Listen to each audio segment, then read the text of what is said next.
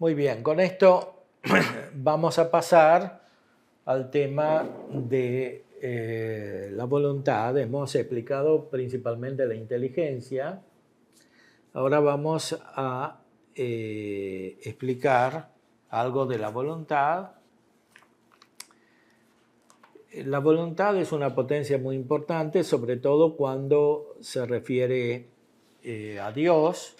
Santo Tomás aquí en la primera parte, cuando explica la voluntad, dice que es más importante amar a Dios que conocerlo, porque como dijimos antes, no se lo puede conocer totalmente, pero sí se lo puede amar totalmente porque el amor es una unión que puede ir más allá de lo que se conoce. Uno puede querer estar unido a pesar de que no conoce del todo. Eso es propio del amor.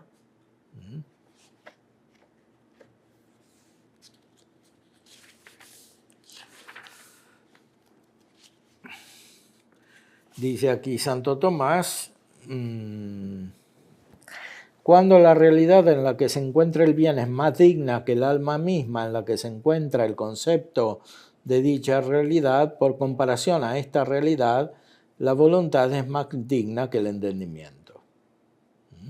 O sea, como a Dios no lo conocemos totalmente, amar a Dios es superior que a conocerlo. O sea, en este caso la voluntad es más importante. Sin embargo, cuando la realidad en la que se encuentra el bien es inferior al alma, entonces por comparación a tal realidad el entendimiento es superior a la voluntad. O sea, si hablamos de los conocimientos proporcionados que tenemos, que ya dijimos que son los de las cosas materiales, en este caso la inteligencia es superior a la voluntad. Porque la inteligencia produce una elevación del orden material al nivel espiritual en el sujeto, mientras que el amor produce lo contrario, o sea, una unión con algo inferior, que es lo material. Y esto vale también cuando se aman las personas por el cuerpo y no por la persona misma. Para amar a la persona como persona, tienen que intervenir la inteligencia, como ya dijimos. Tiene que haber una unión que es más profunda, que es intelectual, que es espiritual, que es superior a lo corporal.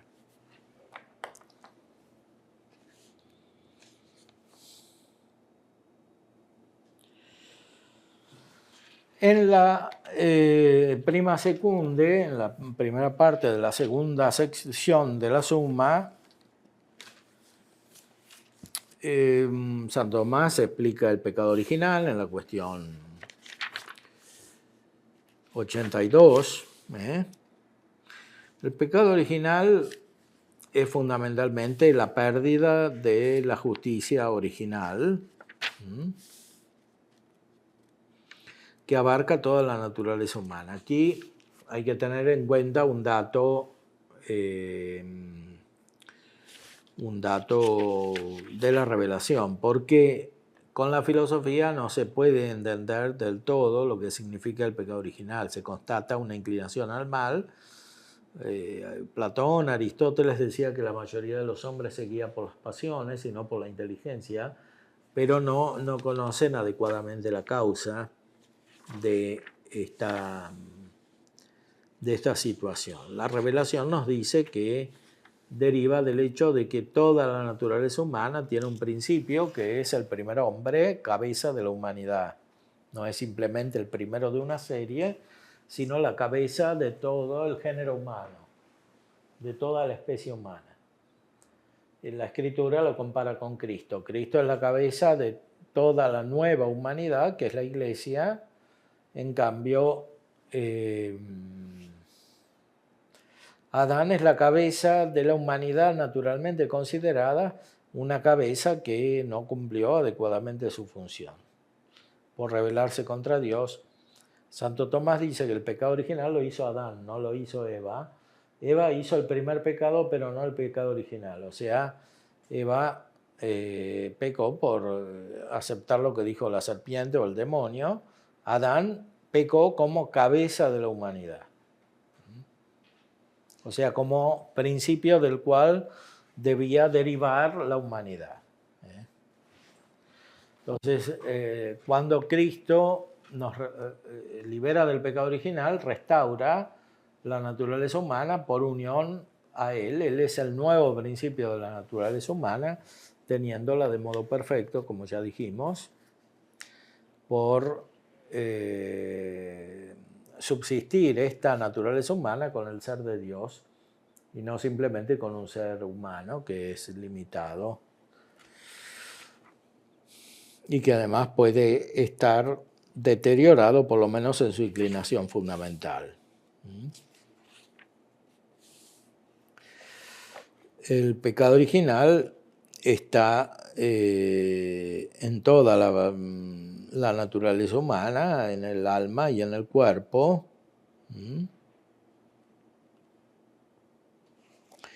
Y afecta las inclinaciones fundamentales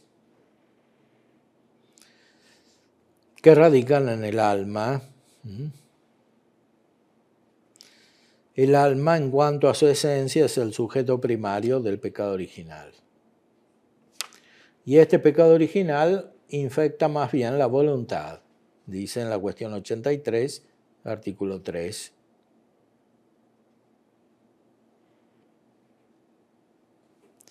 O sea, el pecado original es perder la justicia original, y esta justicia es la relación adecuada con Dios y consecuentemente con los demás.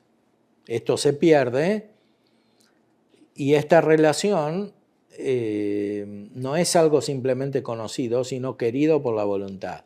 La voluntad no quiere más esta relación con Dios. Es rebelde, soberbia, desobediente, etc.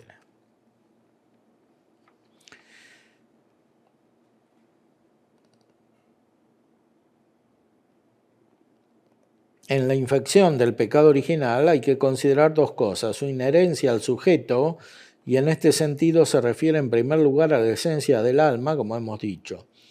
En segundo lugar hay que considerar su inclinación al acto, y de este modo se refiere a las potencias del alma. Luego debe referirse primariamente a aquella potencia que tiene la inclinación primera a pecar, y esta es la voluntad, como es claro por lo dicho. Por consiguiente, el pecado original primariamente se refiere a la voluntad. Es por eso que la gracia de Dios, que nos libera del pecado original, tiene un efecto principalmente en la voluntad. La gracia nos libera del pecado original y también de los pecados personales.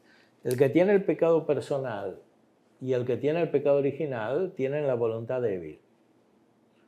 Está más debilitada la voluntad que la inteligencia en el orden natural. Por supuesto que la debilidad de la voluntad después influye sobre la inteligencia, pero en un sentido inicial lo que está más afectado es la voluntad. De aquí la necesidad de la gracia para restaurar la voluntad, para rectificar, fortalecer la voluntad, que es lo que trata más adelante con la cuestión 109. La gracia es la vida divina, por lo tanto, como Dios no se puede conocer en sí, tampoco la gracia, porque es divina. Pero se puede conocer por sus efectos. Y eso es lo que profundiza en la cuestión 109, siguiendo a San Agustín.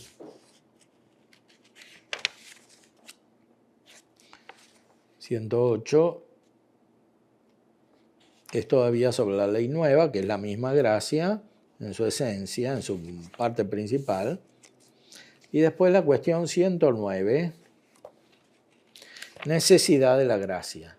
O sea, aquí el razonamiento procede de un modo casi experimental. O sea, ¿qué se puede hacer con la gracia y qué no se puede hacer sin la gracia? En primer lugar, se puede conocer la verdad sin la gracia. O sea, hay verdades filosóficas que se pueden conocer sin la gracia y por tanto sin la fe. Empezando por la creación, la existencia de Dios. Aunque esto también está oscurecido indirectamente por la debilidad de la voluntad. Pero lo más propio comienza cuando se pregunta si el hombre puede querer y hacer el bien sin la gracia. Aquí bien significa todo el bien humano. O sea, todas las operaciones buenas. Cuestión 109, artículo 2 de la prima secunda. Cita la carta a los Romanos y San Agustín. No es del que quiere el querer, ni del que corre el correr,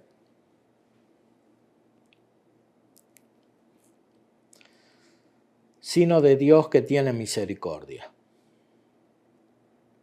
Y San Agustín en el libro de la corrección y de la gracia dice, sin la gracia ningún bien en absoluto hacen los hombres, ni al pensar, ni al querer y amar, ni al obrar. Esta es una expresión muy contundente, muy fuerte de San Agustín. O sea, sin la gracia es imposible el bien humano en su totalidad. En su totalidad quiere decir realizar todas las operaciones buenas de la voluntad que conducen al fin, que es la beatitud natural y la beatitud sobrenatural, que incluye la primera.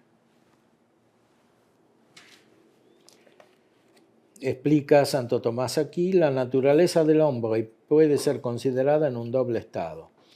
El de integridad, el que es el de nuestro primer padre antes del pecado, y el de corrupción, que es el nuestro después del pecado original. Entonces, hay que distinguir qué puede hacer el hombre sin la gracia antes del pecado original y después. Si consideramos la naturaleza entera sin el pecado original, el hombre puede hacer todo el bien que le corresponde, porque Dios hace la naturaleza buena, íntegra, con todos sus elementos, y entonces puede hacer todas las operaciones buenas por la creación divina. Ahora, después del pecado original, que está producido por una corrupción humana, un pecado personal de Adán que afecta toda la humanidad, que nace de Adán como un principio, en este caso se habla de naturaleza corrupta. Hay una corrupción en la naturaleza, dice San Juan. Entonces, como la naturaleza no está entera, no tiene toda su fuerza, no puede hacer todo el bien, todas las operaciones buenas, si no está restaurada por el autor de la naturaleza, que es Dios. Como la parte principal de la naturaleza es el alma, y en el alma puede intervenir solamente Dios, porque el alma es el ser que viene de la creación divina, en un modo específico, que es el de la naturaleza humana. Por eso, sin la acción de Dios, no se puede restaurar el alma y, por tanto, la naturaleza humana. Y de esta manera la voluntad es débil. No puede alcanzar todo su bien, que son todas las operaciones buenas. Y esta es la función de la gracia. O sea, no solo iluminar la inteligencia, sino fortificar la voluntad. O si se quiere, iluminar la inteligencia de un modo tal que la voluntad esté tan clara, tan ordenada, que siga la inteligencia totalmente. O sea, por la voluntad, por la gracia, la voluntad recibe una nueva fuerza, conectada con la luz que tiene la inteligencia, que es la luz de la fe. No existe la gracia sin la fe. Y la fe no existe sin creer en Cristo y sin creer en la Trinidad, como explica más adelante.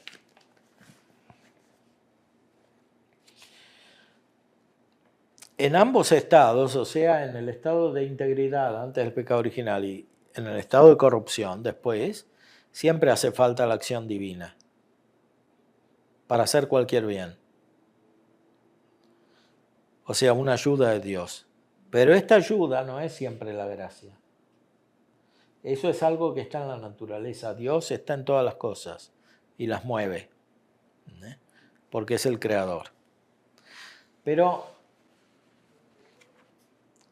esto sucede aunque el hombre esté en la corrupción todavía.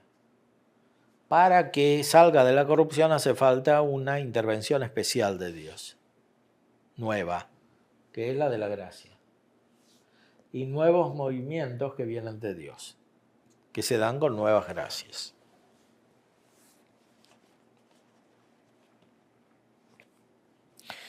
En el estado de corrupción, el hombre ya no está a la altura de lo que comporta su propia naturaleza y por eso no puede con sus solas fuerzas naturales realizar todo el bien que le corresponde.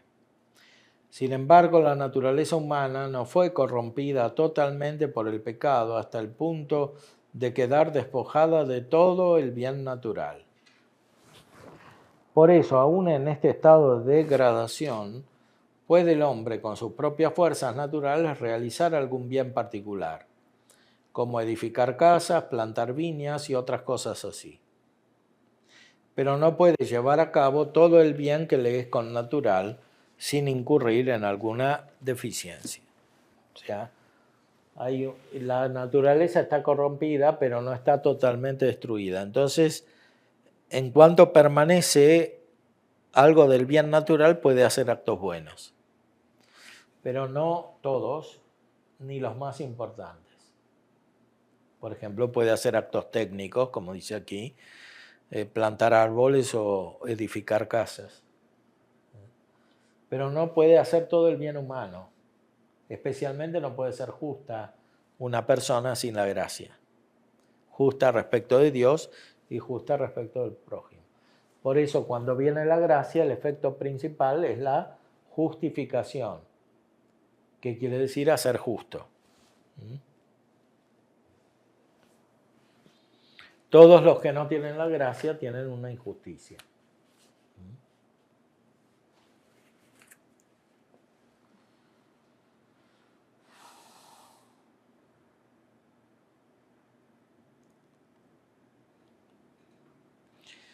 Y después hay una comparación muy importante para la psicología. Dice, es como un enfermo que puede ejecutar por sí mismo algunos movimientos, pero no logra la perfecta soltura del hombre sano mientras no sea ayudado con la ayuda de la medicina. El hombre que no tiene la gracia es un enfermo, o como un enfermo. Es una comparación que es muy evangélica porque no solo están los padres de la iglesia que hablan de la infección, del pecado original, es una metáfora médica, sino que habla la Escritura, el Evangelio de Cristo como médico, porque es el que sana.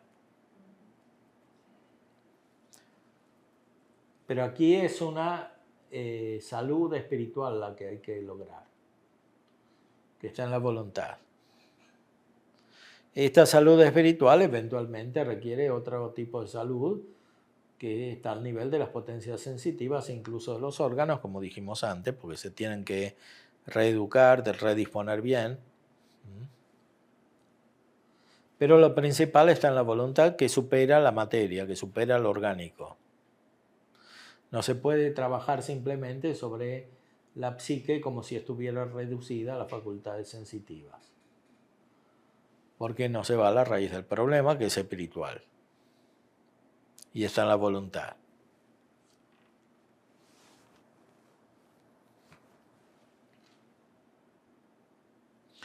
Así pues, en el estado de naturaleza íntegra, el hombre solo necesita una fuerza sobreañadida gratuitamente a sus fuerzas naturales para obrar y querer el bien sobrenatural.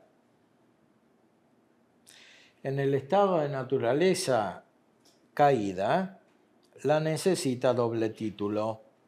Primero para ser curado y luego para obrar el bien de la virtud sobrenatural, que es el bien meritorio. O sea, la gracia produce dos efectos principales. Sana la naturaleza y después la eleva. Sanar la naturaleza quiere decir reconstituirla. como lo principal de la naturaleza es el alma espiritual, no puede ser reconstituida simplemente por medios físicos y ni siquiera psíquicos en el sentido de los sentidos y de las pasiones, sino que tiene que ser reconstituida en el orden propiamente espiritual. Y este es el orden del ser, por eso tiene que intervenir Dios, que es el autor del ser. La gracia es un nuevo ser. O sea, el pecado produce un deterioro del ser del alma, y por consiguiente de la persona, que el alma informa, o del cuerpo también, que el alma informa. La reconstitución del bien total del alma se da por una nueva luz divina, por un nuevo ser divino, que abarca desde el alma toda la persona.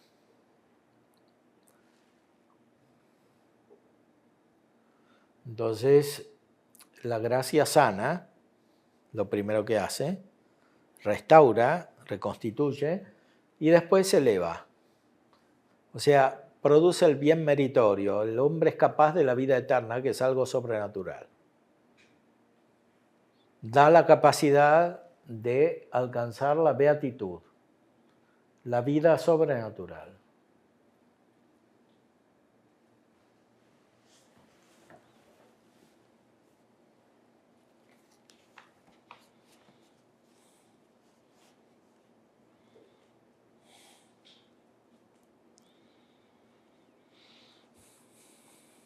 En el estado de naturaleza caída la necesita doble título. Primero para ser curado y luego para obrar el bien de la virtud sobrenatural, que es el bien meritorio.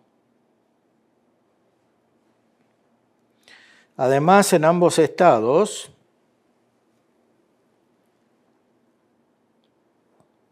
necesita el hombre un auxilio divino que le impulse al bien obrar. O sea, necesita nuevas gracias que impulsan a operar. No es suficiente tener la gracia, sino que hay que recibir nuevas gracias. Uno puede tener la gracia establemente, que se llama gracia santificante, gracia habitual, pero no operar según ella, según la gracia, según la capacidad que tiene. Para eso hay que recibir nuevas gracias y hay que acogerlos, no rechazarlas.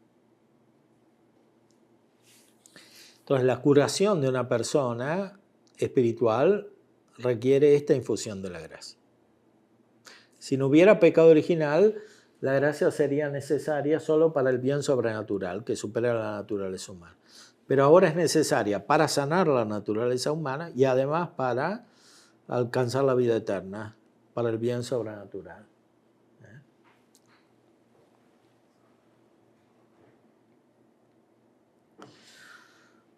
Bueno, no sé si ya tienen preguntas.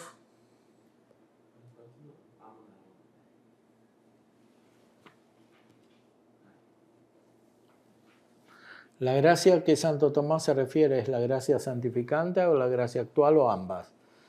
Bueno, principalmente es la gracia santificante, que es la que restaura la naturaleza. Pero la gracia santificante requiere, para que produzca todo su efecto y conduzca a la vida eterna, que se reciban nuevas gracias que sirven para las operaciones particulares que se hacen con la gracia santificante. Son gracias nuevas. Y por eso es tan importante crecer en la gracia, usar la gracia que se tiene y no resistir a la gracia. Como dice San Pablo, no hay que entristecer al Espíritu Santo.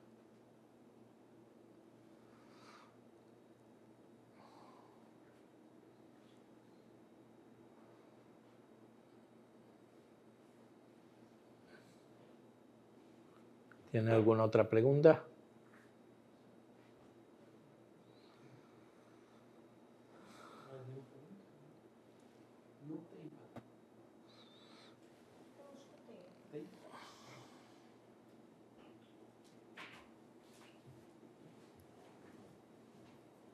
Sí.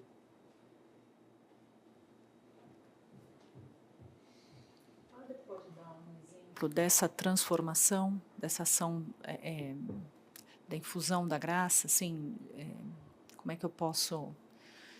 Um exemplo mais concreto de vivência, assim, do que o senhor acabou de explicar agora. ¿Consegue entender a minha pergunta? No. Bueno, la gracia lo primero que hace es convertir a las personas, ¿no? Como San Pablo se convirtió, San Agustín se convirtió. Entonces hay un pasaje del pecado a la gracia. Eso es lo primero que hace y esto se llama justificación. Porque la persona era injusta y se vuelve justa por la gracia de Dios. Entonces tiene la rectitud fundamental de la voluntad, que es esta justicia, y la tiene por gracia, no solamente por la naturaleza, porque la rectitud natural la perdió y recupera la de la gracia. Y con la gracia la naturaleza misma está restaurada. Pero esta justicia no es suficiente, hay que crecer en la gracia para llegar a la vida eterna. Hay que realizar muchos actos meritorios, hay que llegar a la perfección de la gracia, como se ven los santos. Los santos van recibiendo nuevas gracias, y quien no recibe nuevas gracias y pone resistencia a las gracias y no usa las que ya tiene, corre el riesgo de perderla. Por eso la gracia tiene siempre un llamado a una vida más profunda. Hay que crecer siempre. El padre Garrigou-Lagrange tiene este principio: el que no crece retrocede. Retrocede quiere decir que está menos dispuesto para usar la gracia que ya tiene y eventualmente la pone en riesgo de perder. Se puede perder la gracia por no ejercitarla, por no usarla y por no crecer. La vida de la gracia es más intensa que la vida natural, por eso requiere un crecimiento más profundo que el crecimiento biológico, cronológico, natural.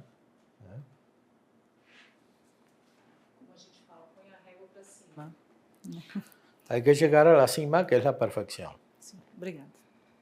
O sea, la gracia contiene un principio de perfección. Mientras que la vida humana natural no puede ser perfecta, sobre todo con el pecado, porque ya es intrínsecamente imperfecta, la vida sobrenatural sí puede ser perfecta. Porque la vida de Dios es perfecta, entonces tenemos la vida de Dios.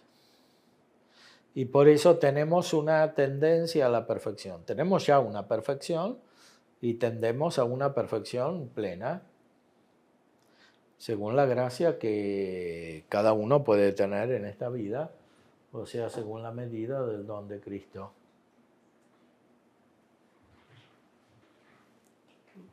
Sí. Padre, o senhor disse que a graça reconstitui a natureza, ou seja, ela cura ou sana a pessoa para depois elevá-la, né? E aí a minha pergunta é se isso também constitui um paradoxo da vida profunda espiritual, como São João da Cruz nos ensina ao desapego dos apetites, né, para que alcancemos uma perfeição espiritual. E então, quanto mais árduo, ao mesmo tempo mais doce.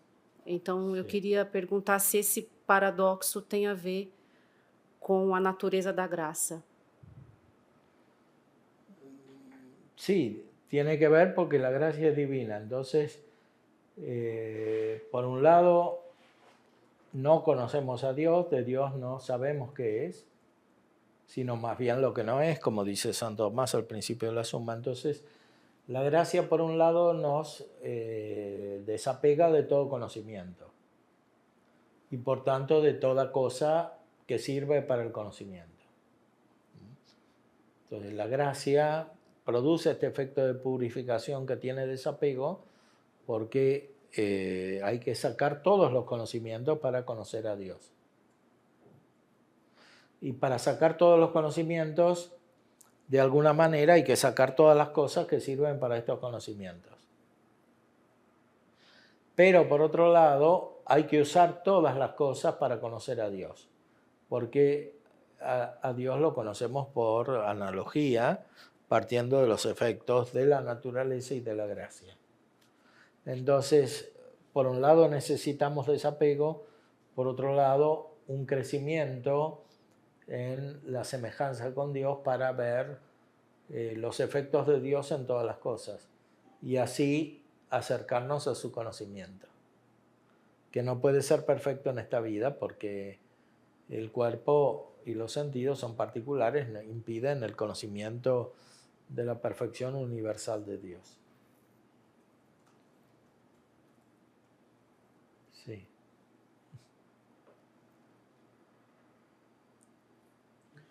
Bueno.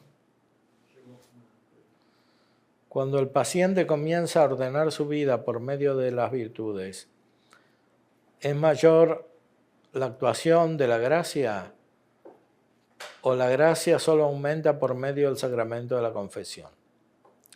No, la gracia no aumenta solo por el sacramento de la confesión. El sacramento de la confesión propiamente está dado para producir la gracia cuando no está. El sacramento de la confesión quita los pecados mortales, pero la gracia aumenta de muchas maneras, sobre todo por la Eucaristía. La Eucaristía es el sacramento principal que dona la gracia. Pero no solo la Eucaristía, sino toda la oración, que en sentido amplio forma parte de la Eucaristía, pues todo conduce a la Eucaristía, dona la gracia. Los actos buenos, pero no cada uno en particular, sino que cada acto prepara para que Dios dé la gracia. Cuando Él quiere, la gracia la da siempre Dios cuando Él la desea. No hay actos humanos que preparen o produzcan la gracia. Siempre es Dios el que la produce, porque es algo divino. Por eso es toda la vida humana la que tiene que estar en la presencia de Dios y no solamente